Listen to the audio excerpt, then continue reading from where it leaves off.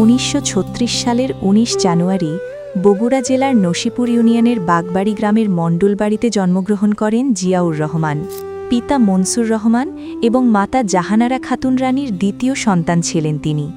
তার ডাকনাম ছিল কমল। জিয়াউর রহমানের মূল পূর্বপৈতৃক নিবাস বগুড়ার মহিষাবান গ্রামে, তবে দাদার বিয়ের পর পরিবারটি বাগবাড়ি গ্রামে বসতি স্থাপন করে।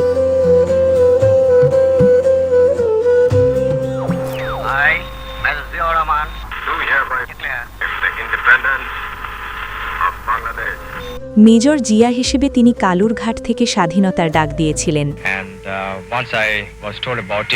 And having known the earlier background that the Pakistanis were out to kill our people, the civilian population and the Bengali army personnel, we had no other way but to take up arms and fight our way out.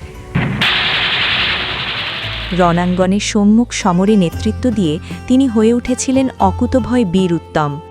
যুদ্ধোত্তর বিধ্বস্ত বাংলাদেশে যখন মানুষের আত্মবিশ্বাস তলানিতে, তখন ভাগ্য পরিবর্তনের লড়াইয়ে তিনি জাতিকে ঐক্যবদ্ধ করেছিলেন।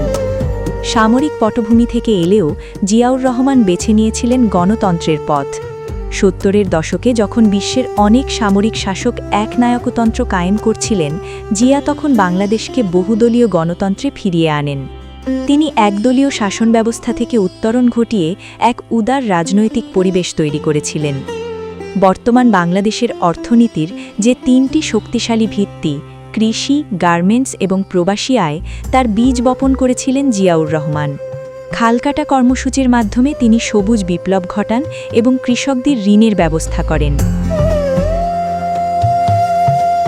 দক্ষিণ কোরিয়ায় প্রশিক্ষণ নিতে লোক পাঠিয়ে তিনি বাংলাদেশের তৈরি পোশাক শিল্পের ভিত্তি গড়ে তোলেন।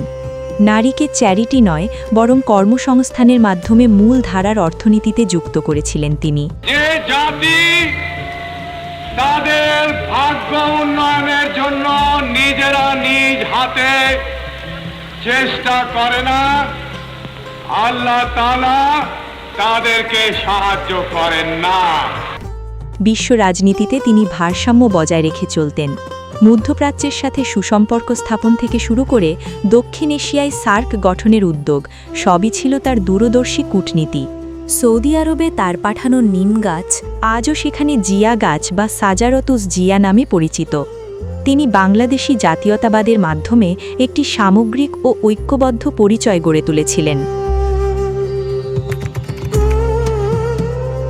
30 মে 1981 চট্টগ্রামের সার্কিট হাউসে এক নিস্তব্ধ রাতে থমকে গিয়েছিল বাংলাদেশের ইতিহাস। পরদিন যখন খবর ছড়ালো যে তাদের প্রিয় রাষ্ট্রপতি আর নেই, তখন রাজপথে নেমে এসেছিল শোকের এক বিশাল কাফেলা।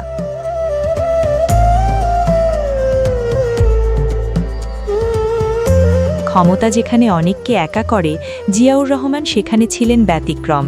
তিনি ছিলেন জনগণের হৃদস্পন্দন। আমরা চাই শান্তি, যাতে আমাদের দেশের সর্ব জায়গায় সব লোক শান্তিতে বসবাস করতে পারে, শান্তিতে কাজকর্ম করতে পারে, শান্তিতে ব্যবসা বাণিজ্য করতে পারে, শান্তিতে রাত্রেবেলা নিদ্রা যেতে পারে। মাত্র 45 বছর বয়সে তিনি বিদায় নিলেও 5 বছরের শাসনামলে তিনি এক আধুনিক বাংলাদেশের ভিত্তিপ্রস্তর স্থাপন করে গেছেন। ইতিহাসের পাতায় তিনি অমর হয়ে আছেন উন্নয়নের কারিগর এবং জনগণের রাষ্ট্রপতি হিসেবে।